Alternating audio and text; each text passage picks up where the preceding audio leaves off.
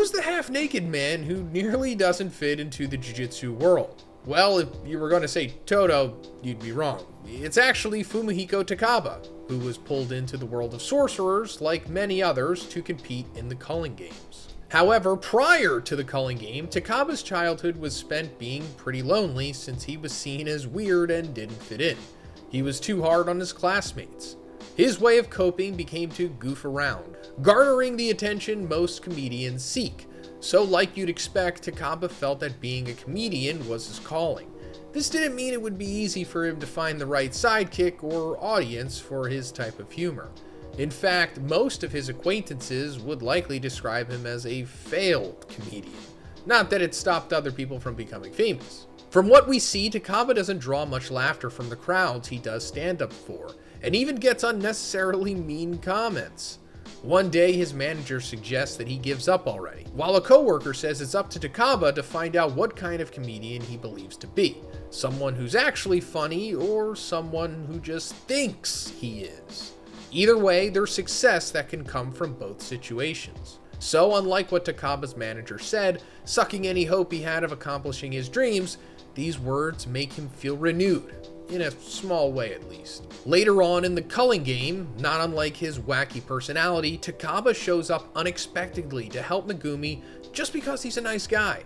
He sees Megumi facing Reggie Star and Iori Hazunuki on his own, which seems unfair to him, so why not jump in and take a tooth bomb to the face in the process? But the thing is, he's an odd guy.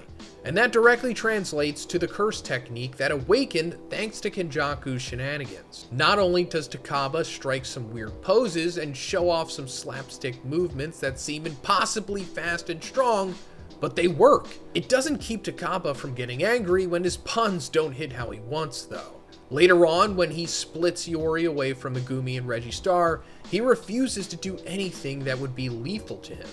This is easier said than done, considering that he's against Oregon Bomberman Hazunuki. Still, he agrees to try and get Iori's point since Megumi asks that of him. And Reggie assumes it will lead to Takaba's death because he shoved his fingers up his butt in an embarrassing display. But sometimes the unexpected is just what's needed for the win. In fact, Takaba looks more ridiculous but barely injured from Iori's attacks, mainly because they keep healing. But doesn't get the points he asked for. But since their scruffle isn't anything big, this isn't the moment we really see Takaba's potential, something he's unaware of himself. So this is probably a good time to explain what Takaba's curse technique is. So it's called comedian. And when Takaba thinks of something he's certain will be funny, it becomes reality. It's said that it's a technique with enough potential to oppose even Gojo. However, Takaba himself is utterly clueless of its power. This curse technique seemingly gives him the power to manipulate reality to form comedic scenarios that can also pull in others for their participation. Yes, that's pretty crazy. Takaba literally can manipulate reality with his curse technique, but we'll get more into that once he gets into his big fight later on. But for now, the next step is for Takaba to meet Yuji, seeing as he's the newest member of the good guy gang. Noticing Megumi being carried away by Hana Kurusu, aka Angel, if only it were under better circumstances. After he willingly gives them his points, the hotel meetings cut short when Kenjaku convinces foreign military to step into the colonies so that they can be killed. Takaba jokes that the soldiers chasing them are his rabid fans, and he dodges with not much trouble. Of course, he makes more jokes when Megumi and Yuji question one of the soldiers, because he can't help himself. Eventually, there's an argument about if they should save the soldiers from the curses or not, with Takaba just being confused about the situation. He doesn't like getting involved in serious stuff, obviously, but that changes quickly when Megumi becomes Suguna's new vessel, with Takaba too far away to help stop it. However, as soon as he hears of destruction, he does rush in. Angel/Hana believes without Takaba around, the situation would have been far worse for her, since his curse technique works in ways that are often hard to explain. If not for Amai catching her, and Takaba likely thinking of some funny scenario or just being focused on the situation, she might have died. But there's no time to dwell on that now that the big guns can finally be let out. That's right, Takaba is present when they plan to unseal Gojo, and offers to decorate the area. But when Gojo's freed, he instantly disappears, which leaves Takaba wondering if it was because of how they got him out. The poor guy has no idea about all this cursed stuff, but he's doing his best. If nothing else, he's got the right attitude in such a depressing setting. Later on in the Shinjuku showdown, Takaba's chosen to be the one to face Kenjaku, while the others go for Sukuna as the bigger threat. But I also wonder if this type of technique would be able to counter things like Divine Flames or Sukuna Slashes. So it was for the best that he was sent to Kenjaku instead. They also couldn't leave a crafty sorcerer like Kenjaku alone with everyone going after Sukuna after all. And despite most people underestimating Takaba, Angel can tell just how effective Takaba is, so long as he doesn't second guess himself. In fact, anyone with half a brain knows that the ability to conjure up humorous situations endlessly, while healing yourself or keeping injuries to a bare minimum, and freaking manipulating reality isn't something to be scoffed at. But seeing is believing, right? And that's what Kenjaku gets, a front row seat to Takaba's wild and random comedic experience. But how could this come in handy when it comes to facing other sorcerers? Well, for example, throwing a slew of cursed spirits at him does nothing to Takaba's body. Beyond stretching his face cartoonishly far, it's similar to how Iori's bombs would cause minimal damage. That would likely drain his cursed energy before doing anything to stop Takaba's jokes. And as a person, Takaba won't back down from adversity, which includes trying to dissuade Kenjaku from his plan to merge all of Japan with his humor alone.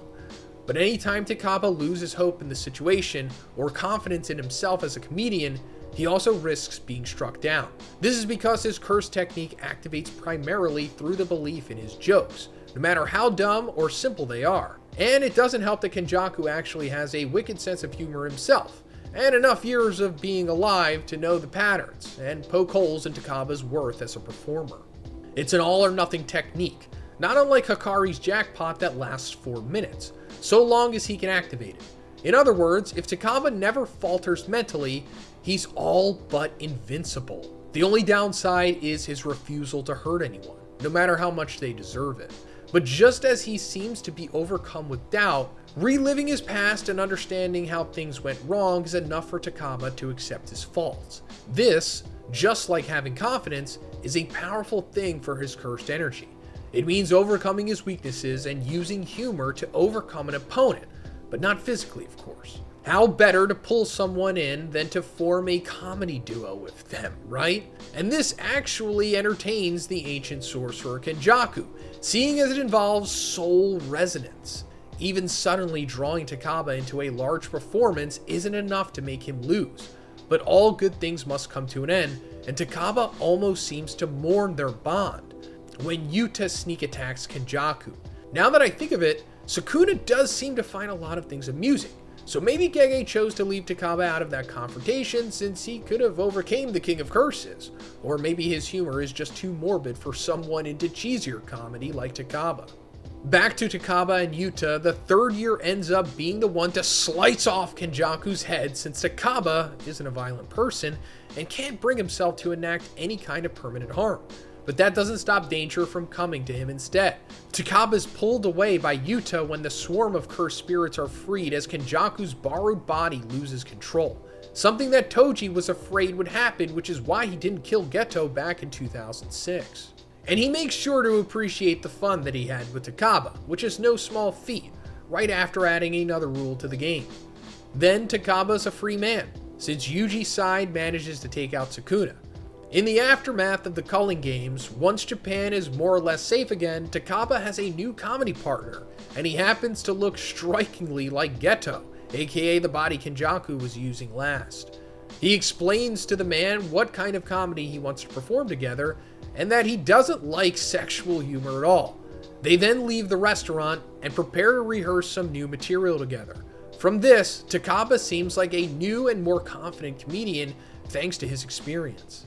If nothing else, we can say that Kenjaku's experiment brought a positive for him, but no giant cursed spirit created from the entity of Japan's population. And that is Takaba, quite possibly the most broken character in the entire series of Jujutsu Kaisen. I would have loved to have seen how far his comedian curse technique could have went, such as going against Sukuna or even sparring against Gojo. There's seemingly no limit to what it could do since he nearly defeated Kenjaku by himself. But if you liked the video, guys, please give it a like and please subscribe if you haven't already. Have a great day and I'll see you in the next one.